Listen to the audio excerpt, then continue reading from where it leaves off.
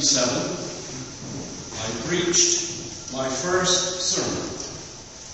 I was a student intern at St. John's Episcopal Church in New Haven, Connecticut, nearing the end of my Midler year at Yale Divinity School. It was a Sunday, of course, and it was the principal worship service.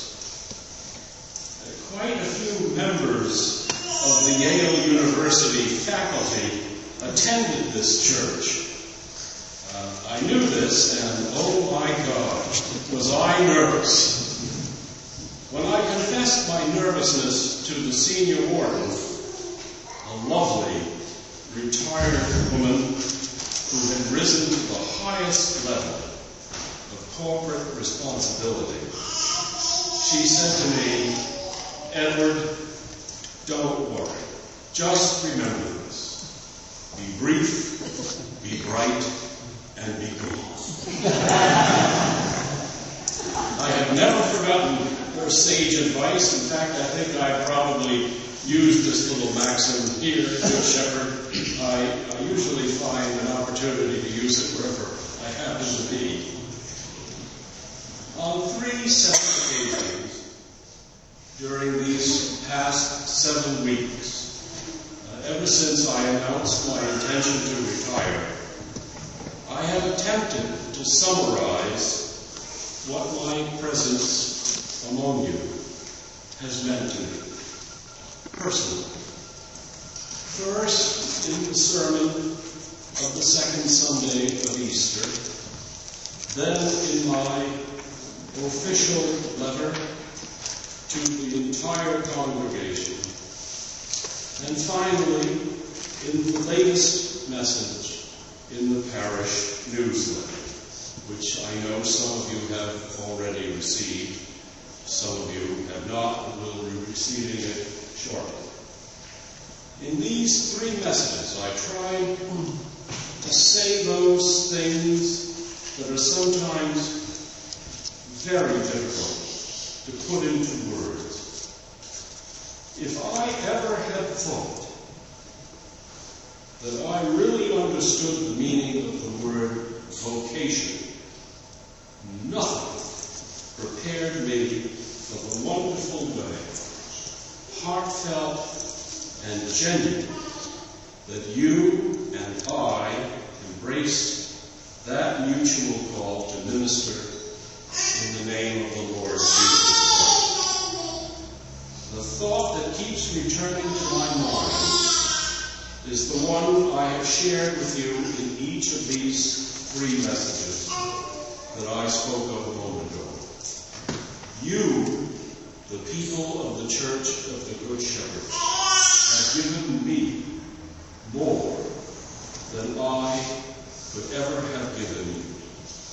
I shall always feel this way, and when the obligatory time period the bishop has asked me to be absent from the parish's life and activities, when this comes to an end, I hope you will ask me to return in some capacity, if only just to visit.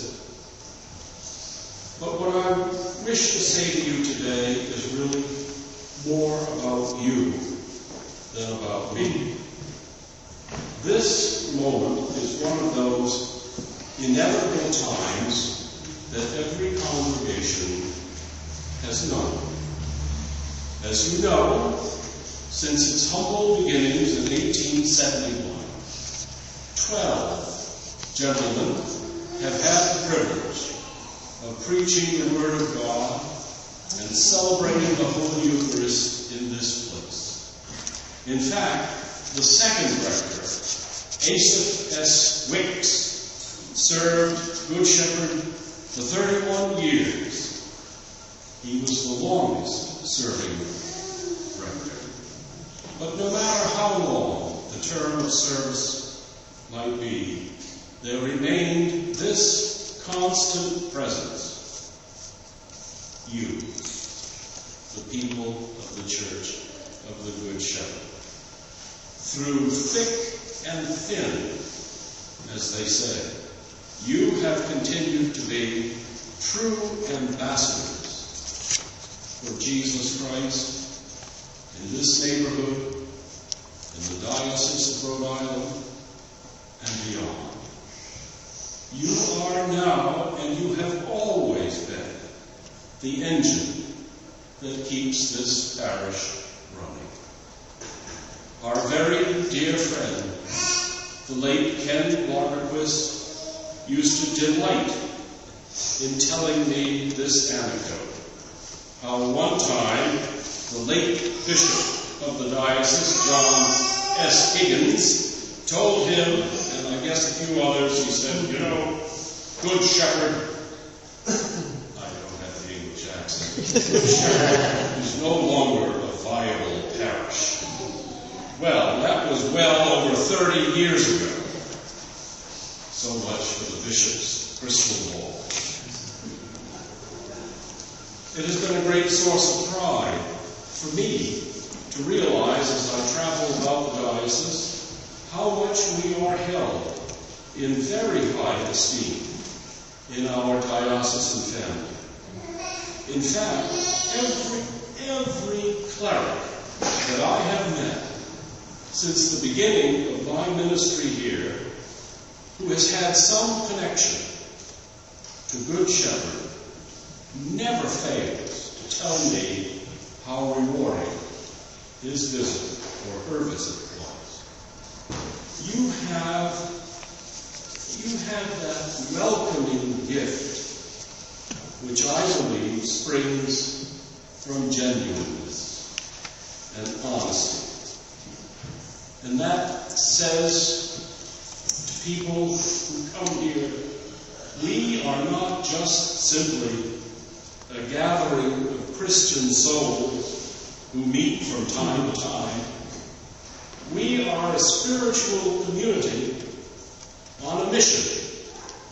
And that mission is and has always been to bring our brothers and sisters closer to God in the name of Jesus Christ. It goes without saying that the Church of the Good Shepherd knows deeply and completely who its real rector is. And so, I salute you, and I wish you well. Wherever Good Shepherd turns his gaze, there will be new opportunities to serve.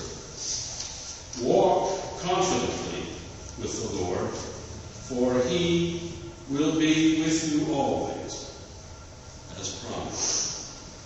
The Lord is truly in this place. And as you contemplate a renewed vision for the Church of the Good Shepherd, you could have no more profound prayer than the one sung by the psalmist ages and ages ago. O God, thou art my God, early will I seek thee. My soul thirsteth for thee, my flesh longs for thee, in a dry and thirsty land, where no water, to see thy power and thy glory, so as I have seen thee in thy sanctuary. Because thy loving kindness is better than life, my lips shall always praise thee. Thus I will bless thee while I live, and I will lift up my hands in thy name. From Psalm 63. May the blessing of Almighty God be upon all the members of the Church of the Good Shepherd, now and always.